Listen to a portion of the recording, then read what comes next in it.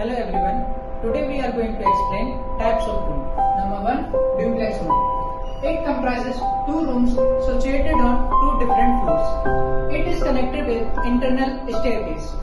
It is generally used by business guests. So the next we have Cabana Room. A Cabana Room situated away from the main hotel building. It is situated in the vicinity of a swimming pool or a seaside. It is mainly used as changing room, not as a bedroom. Third room is interconnected room. It has a common wall and door that connects the two rooms. This allows the guest to access any of the two rooms without passing through a public area. This type of room is generally occupied by family members and the crew members. Next we have Hollywood twin room. It has two single beds with common headboard. It is generally occupied by two persons or two guests. Double room. It has one double bed for double occupancy. The size of the bed 5 feet to 6 feet.